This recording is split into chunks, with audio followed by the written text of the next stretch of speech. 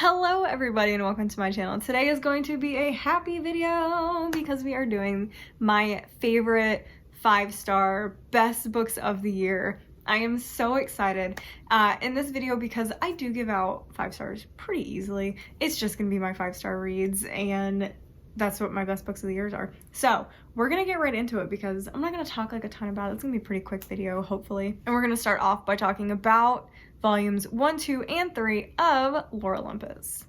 I feel like this comes as no surprise to anybody. I love this series. I read it on webcomics as well as getting the physical copies because there are little differences. And so I've read all of these like multiple times because I read it on webcomics, then I read the physical, and then I reread the physical, all of them, when the next one comes out. So when volume 4 comes out, I will be rereading 1, 2, and 3. I love them. I love them so much, and there's nothing else to say. They are all 5 stars. They're emotional, beautiful. So excited about them. I hope that the illustrator, the writer, comes out with something else too, because that'd be really fun to read something different. The next one on this list is actually kind of a surprise, but it is Year of the Reaper. This was a huge surprise. I never would have picked this up separately because I tend not to read, this is gonna sound kind of bad, but I tend not to enjoy books where the main character is a guy. I don't connect to it and I just don't really care.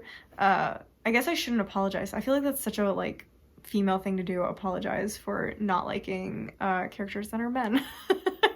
I just don't care. I don't care about men problems. I'm sorry. But I tend just to connect better, obviously, to female characters or non-binary. Just straight up masculine male types. They're good as side characters for me. So I wasn't really expecting to super love this one, but I think it came in a fairy loop and I love the changes they made to the book. So I was like, I'm bored, let's read a fantasy. 5 stars. 5 stars. It was so good. It was so surprising. And this is a book I would actually reread, but we're following our main character who can see ghosts, which makes it very emotional. I was not expecting this book to be as emotional, but he I think the country is war-torn and he's coming back from being captured, and he comes back to where he lives, and his family used to be this prominent family in their little town, and he has to re-put himself into society, and he has to protect the royalty that's there right now, and it's so good. And there's a romance going on the side, but it's not the main focus. So if you don't love romance heavy, I also think you might like this, and it's a standalone. It's so good, and I'm really excited to read anything by this author in the future. My next one is also a big surprise, but it's Dreams Lie Beneath, and I have 2 other books by this author, and for some reason this is the one I picked up, and oh my gosh, I wasn't expecting to love this as much as I did. But we are following our main character who is, I don't remember what the title is, but they're they take care of nightmares. So every town has mages or magicians who take care of people who have nightmares, because nightmares come to life, which is crazy. They come to life and someone has to basically vanquish them using specific ways to vanquish them. And our main character and her father are taking care of this town until they kind of get ousted, and she decides to exact her revenge by pretending to be someone else and getting within the good graces and becoming an assistant to one of the people who ousted them. And it is a enemies to lovers romance. It is fantasy. It is a really cool magic system, and it's quite great, and it's another standalone. I highly recommend this one. The next one that I absolutely loved, and I am so excited for the second one, is Only a Monster. Again, another book I didn't expect to just be bawling at the end of it. And oh my gosh, it was so emotional. It was so emotional at the end, and it just, the rest of the book was so good. And there's enemies to lovers, there's, I don't even know, there's so much stuff in this. Our main character finds out that she is part of a monster family, and there's hunters in the world, monsters in the world, and something tragic happens, and she decides that she wants to go back in time to try and fix what happened and save a bunch of people, and it's so good. And the only way that she can do this is by working with her sworn enemy, and it's just so good. It's so good. I'm so excited for the second one, which I think is coming out January, February. The next one that's a 5-star on this list, and I feel like the more I talk about it, the less of a 5-star it is, but I'm just gonna count it. I'm gonna count it because I loved the ending of this one, but it is The Paris Apartment. I'm sorry. I know a lot of people don't agree with that, but the end for me was so good and so different than what I've been reading about. I am getting so sick of the same ending in all thrillers, and this one was so different, and I liked the locked room aspect of it. So I'm sorry, it's a 5-star. No regrets. The next book that was a 5-star this year was not a book that came out this year, but is The Invisible Life of Addie LaRue. Huge surprise for me. This was not one that I was expecting to actually completely fall in love with and bawl my eyes out at the end, because this is outside of my comfort zone. Like, I would classify this as historical fiction / fantasy, and that is not something I normally read or enjoy, and it's a character study on top of that. It's not really about the romance in this book at all. It's about Addie and her story and everything going on and how no one remembers her. I could not say enough good things about this. A lot of people thought it was boring, but I was sucked into the story, and oh man, it was so good. I'm getting emotional just like thinking about it. The next one that was kind of, most of these are a surprise. Like, I feel like when I go into a book, I don't expect them to be 5 stars. So when they are, I'm like, this is great. But it is part of your world. And also what surprised me is this author is a TikToker. I was like, wait a minute. So, because I bought the book separately from also watching her TikToks because she has the funniest dog, Stuntman Mike. And the only reason my worlds collided was somebody posted about meeting her, and she brought both of her dogs. She brought Stuntman Mike and Tess to the signing. And I was like, wait a minute. I know Stuntman Mike. I know those dogs. So I went onto her TikTok. Sure enough, the author is the person I've been following on TikTok all this time. And it's so good. I would not expect a book like this to come out of some social media star. I'm sorry, that's a harsh thing to say, but I feel like a lot of social media people, they get these deals and then they're like, what do I write? But this was probably my favorite romance I've ever read. And she didn't even have any smut in here. It's fade to black, which is shocking, but there's better chemistry and better tension than most other books I've ever read, which is oh my gosh. So this is a fantastic book, and it feels very real too. It's not over the top, it's not silly. The problems are real. What's going on is very real. Feels like a real adult relationship, and it doesn't need any stupid stuff to go with it, but it's also cute and funny at the same time, and has some serious topics that it covers, and it's just everything. It is everything. Highly recommend this one. Another one that I read this year this one was a huge surprise. Hidden Pictures. I don't really, again, like I've said, I'm not a big horror fan, and to me this does read more thriller, but this was so good, and I loved the ending. It really shocked me. I know some people had some issues about the ending, but this one really surprised me, and I don't know if maybe because I'm gullible, but dang, the ending to this was so good. But it was following a main character who gets a nannying job for this wealthy couple, and she takes care of the kid, and there's pictures in the book. The kid is drawing pictures, and weird stuff starts to happen. The kid starts doing really strange things, and the pictures become more and more adult-like a professional drawer, and it's so eerie and creepy, and it gave me chills when I said that. But it's great. The ending is great. Oh my gosh, this was everything. My next 5-star read, a lot of people are not going to agree with this, but it's The Spanish Love Deception. I objectively know it's not a good book. I don't read a ton of romance, but it had every single trope I love in it. Every single trope that I love in it, just smushed in it in a book. And I could not get enough of it. I 1000% I'm going to reread this.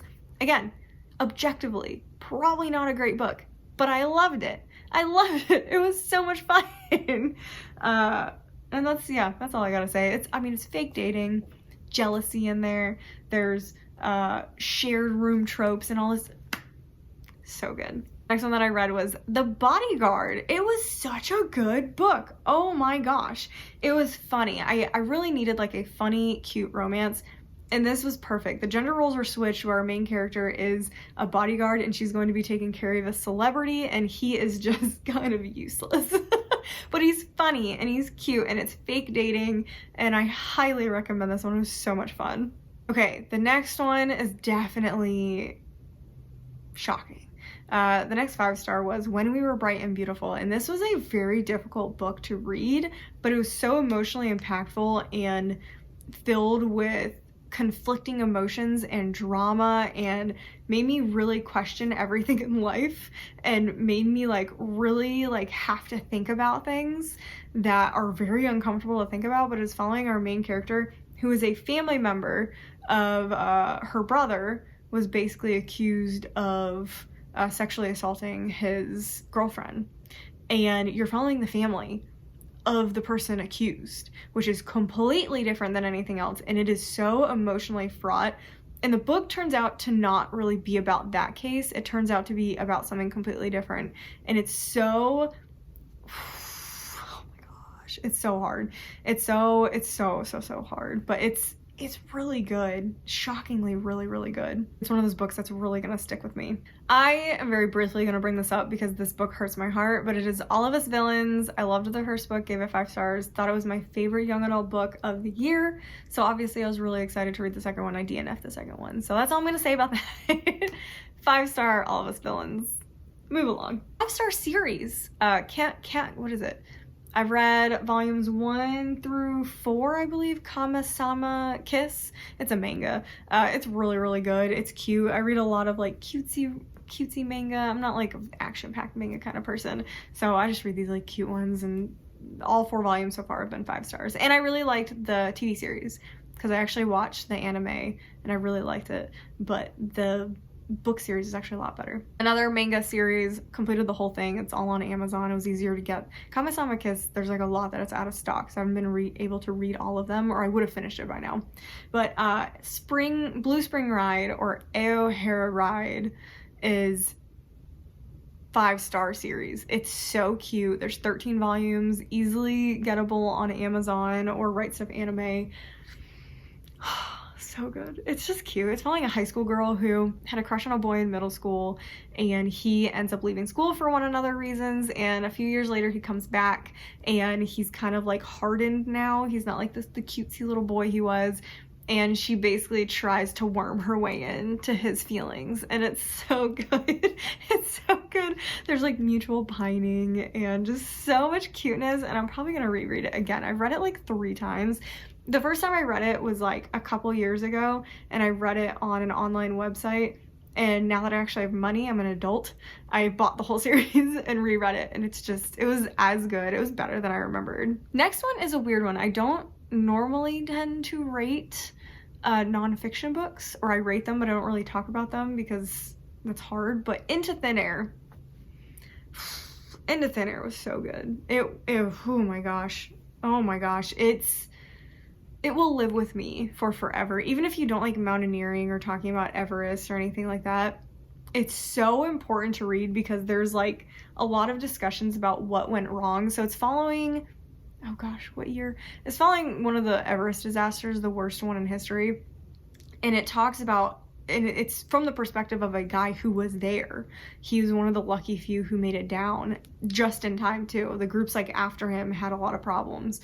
And he goes through what he witnessed, the errors, he interviews everybody so he gets everyone's account, because he even said his memory was funky because you lose brain cells when you get above a certain place. Your decision-making skills get difficult, etc. So he talks to a lot of people about what they saw as well, so that they can tell him like, hey, this actually didn't happen. So he puts a full account of what happened and what went wrong and what could have been changed to avoid such an awful disaster. And it is heartbreaking because so many people died, and it's just rough. I would definitely watch trigger warnings and actually read about the disaster before reading this book to see if you can take the details, because it's very detailed. And the last one on this list, it actually started as a 4.5, but as I've thought about it and it's marinated, it is a 5-star read, and probably my most like heartwarming one of the year. But it is the Hotel Nantucket.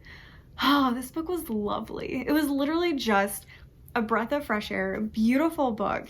Enjoyed every second that I read it, and I will be chasing that like small town beautiful feeling that I got from this book. We're following our main character who is trying to start new because she just ended a relationship of like 13 years, I think, maybe longer, because of some cheating issues, and she decides to become the hotel manager of a brand new hotel, and they're trying to get this, like, what is it, 5 keys from this mysterious person who goes and stays at hotels. And so you're also trying to figure out who the person is, if they're gonna get 5 keys. You're following all the people who are working in the hotel, and a lot of them have secrets, and it's just, and there's like a little ghost mystery going on, like who killed the person who's a ghost. It's just so good. It's so good, and I loved it, and I would highly recommend it to literally anybody because it's adorable and I loved it. But anyway, those were my best books of the year. Those were just 5 stars. Like, there's tons of 4 stars that I had that were really good, or 4.5, but these are my 5-star best books of the year. We'll be remembering these for a very long time. So excited about them. I feel like I didn't have a lot of like big name ones on here, other than like, I would say Hidden Pictures, The Paris Apartment, and The Invisible Life of Addie, LaRue, stuff like that. But I feel like generally a lot of them were not lesser known, but not as like talked about, which is kind of cool. That's kind of cool. Anyway, that's all I've got for you in this video. Make sure you subscribe for more content. End of the year content, beginning of the year content should be starting soon, which is kind of scary. I'm kind of trying to decide how I want to format my channel, because January will be my first time starting a year as a booktuber. So I'm kind of like, what am I gonna do? Like, am I gonna set up a schedule? I don't know. Haven't decided what I'm gonna do yet, but I'm excited about it. And make sure you comment down below about what you thought about the best books and what were your favorite books of the year. And make sure to like the video, and I will see you guys in the next one.